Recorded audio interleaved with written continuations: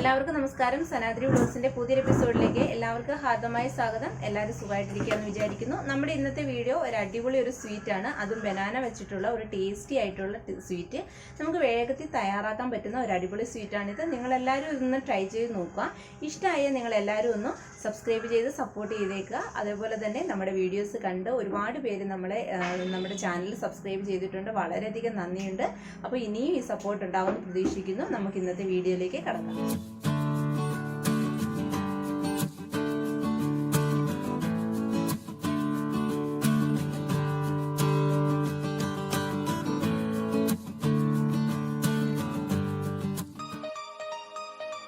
ഇന്ന് അടിപൊളിയായിട്ടുള്ള ഒരു സ്വീറ്റ് ബനാനയാണ് നമ്മൾ തയ്യാറാക്കാൻ പോകുന്നത്. അതിന് എന്തൊക്കെയാണ് വേണ്ടതെന്ന് നമുക്കൊന്ന് നോക്കാം.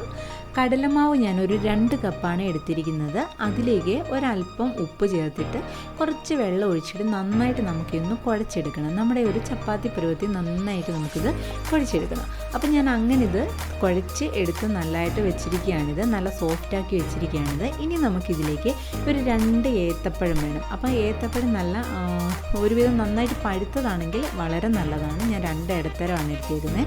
ഇനി നമുക്ക് വേണ്ടത് ഒരു 1/2 കപ്പ് തേങ്ങ, പിന്നീട് ഒരു 2 സ്പൂൺ പഞ്ചസാര, അതേപോലെ തന്നെ ജീരകം, നല്ല ജീരകം, ഒരു 3-4 ഏലക്ക, അത് നന്നായിട്ടൊന്ന് ചതച്ച് വെച്ചിരിക്കുകയാണ്.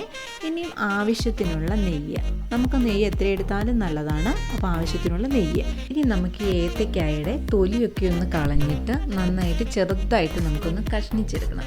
അപ്പോൾ നമുക്ക് ഈ തൊലിയൊക്കെ ഒന്ന് റിമൂവ് ചെയ്യാം. അതിനുശേഷം നടുവേ നമുക്ക് 2ആയിട്ട് ഒന്ന് കീറിയതിന് ശേഷം ചെറുതായിട്ട് നമുക്കൊന്ന് ഒരു കട്ടിംഗ് പാഡിലോ വെള്ളം വെച്ച് ഒന്ന് കട്ട് ചെയ്തെടുക്കാമേ.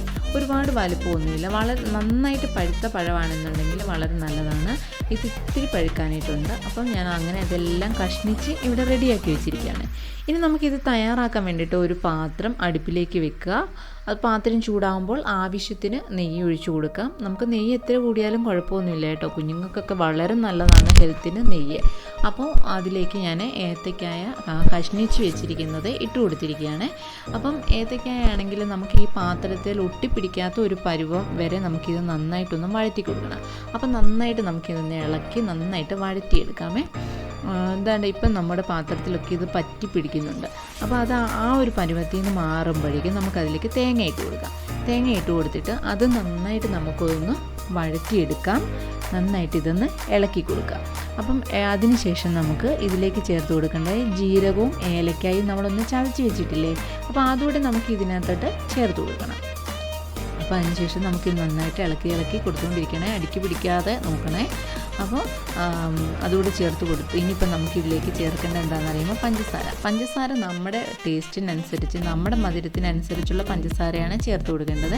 അപ്പോൾ ഞാനിവിടെ ഒരു 2 വലിയ സ്പൂൺ പഞ്ചസാരയാണ് ചേർത്തിരിക്കുന്നത്. നമ്മുടെ ഏത്തക്കായ്ക്കൊക്കെ ഒരുവിധം നല്ല മധുരമാണല്ലോ. അപ്പോൾ ഈ ഒരു സമയമാകുമ്പോഴേക്കും നമുക്കതൊന്ന് ഫ്ലെയിം ഓഫ് ചെയ്തിട്ട് നമുക്കിതൊരു പാത്രത്തിലേക്ക് മാറ്റി വെക്കാം. നമ്മളൊരു ബൗളിലേക്ക് ഇതൊന്ന് മാറ്റി വെക്കുകയാണ്. അപ്പോൾ നമ്മുടെ ഫില്ലിങ്ങിനുള്ള കാര്യങ്ങൾ റെഡി ആയിരിക്കുകയാണ്. നല്ല ടേസ്റ്റാണിത്. നല്ല ഇപ്പം തന്നെ നമുക്കതൊന്ന് കഴിച്ച് നോക്കാൻ തോന്നുന്നുണ്ടല്ലേ. അപ്പോൾ അത് നമ്മൾ ശരിക്കും ഉടഞ്ഞിട്ടില്ലെങ്കിൽ ഇങ്ങനെ എന്തെങ്കിലും കൊണ്ട് നമുക്ക് ശരിക്കും ഒന്ന് ഉടച്ചെടുക്കാമേ. അപ്പോൾ ഞാനത് നന്നായിട്ടൊന്ന് ഉടച്ചെടുക്കുകയാണ്.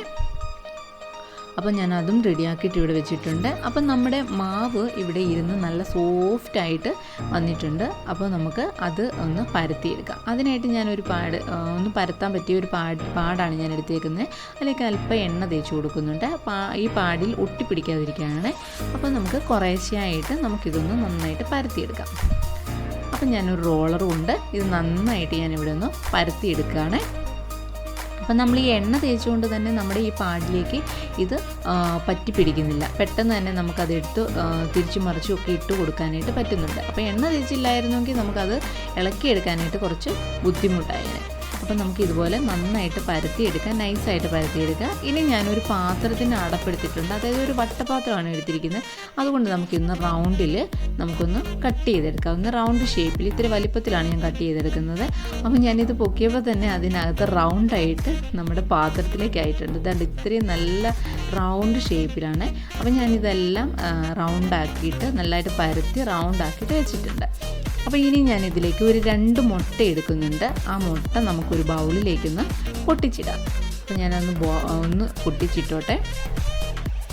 അതിന് ഈ 2 മുട്ടയും പൊട്ടിച്ചിട്ടതിന് ശേഷം നമുക്ക് നന്നായിട്ടൊന്ന് ബീറ്റ് ചെയ്ത് കൊടുക്കാം. നമുക്ക് ബീറ്ററിൻ്റെ ആവശ്യമൊന്നുമില്ല, നമുക്കൊരു സ്പൂൺ കൊണ്ട് വളരെ നന്നായിട്ട് നമുക്കിതൊന്ന് ബീറ്റ് ചെയ്തെടുക്കാം.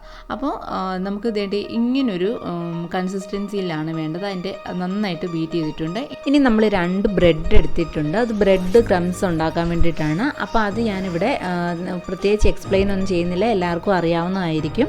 അപ്പോൾ ഞാൻ അതുകൂടെ ഒരു പാത്രത്തിലേക്ക് മാറ്റി വെച്ചിട്ടുണ്ട്. അപ്പോൾ ഇനിയിപ്പം നമ്മൾ ആ പരത്തി വെച്ചിരിക്കുന്ന ആ ഒരു ഇതിലേക്ക് നമുക്ക് നമ്മുടെ ഫില്ലിങ് ഇട്ട് കൊടുക്കാം. ഫില്ലിങ് ചേർത്ത് കൊടുത്തിട്ട് അകത്തോട്ടൊന്ന് പ്രസ് ചെയ്തിട്ട് മടക്കുക. ഒന്ന് ജസ്റ്റ് നമ്മുടെ 4 ആ സൈഡുകളെല്ലാം ഒന്ന് യോജിപ്പിച്ചെടുക്കുക. ഇനി നമുക്ക് നമ്മുടെ മുട്ടയിലേക്ക് മുക്കിയിട്ട് ആ ബ്രെഡ് ക്രംസിലൂടെ മുക്കി നമുക്ക് വറുത്തെടുക്കാൻ വേണ്ടിയിട്ടാണിത്. നമുക്ക് ഇതെല്ലാം ചെയ്തെടുക്കാം. ഓരോന്നായിട്ട് നമുക്കിത് ചെയ്തെടുക്കുവാണേ. അപ്പം നമ്മളതെല്ലാം തയ്യാറാക്കിയിട്ട് ഇവിടെ വെച്ചിട്ടുണ്ട്. അപ്പോൾ കുറച്ച് അധികമുണ്ട്.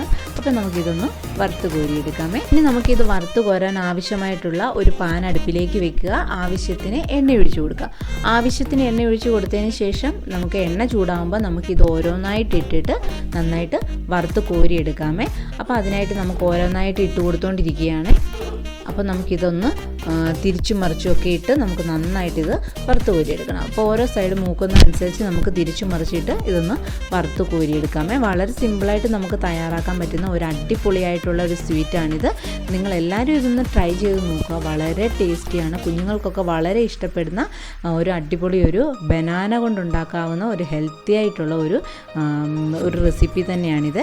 കണ്ടില്ല, ഞാനിവിടെ എല്ലാം റെഡിയാക്കി വെച്ചിരിക്കുകയാണ്. അപ്പോൾ നിങ്ങളെല്ലാവരും ഒന്ന് ട്രൈ ചെയ്ത് നോക്കുക. നിങ്ങൾക്ക് എല്ലാവർക്കും വീഡിയോ ഇഷ്ടമായാൽ നിങ്ങളെല്ലാവരും ഒന്ന് സബ്സ്ക്രൈബ് ചെയ്യുക. അതേപോലെ തന്നെ നിങ്ങൾ ലൈക്ക് ചെയ്യുക, ഷെയർ ചെയ്യുക, കമൻറ്റ് ചെയ്യുക. അടുത്തുള്ള ബെൽ ബട്ടൺ കൂടി ഒന്ന് അമർത്തിയേക്കുക. എങ്കിൽ മാത്രമേ ഞാനിടുന്ന വീഡിയോസിൻ്റെ നോട്ടിഫിക്കേഷൻ പെട്ടെന്ന് തന്നെ നിങ്ങളിലേക്ക് എത്തിച്ചേരുകയുള്ളൂ. അപ്പോൾ എല്ലാവരും സുഖമായിട്ടിരിക്കുക. Take care. Bye by.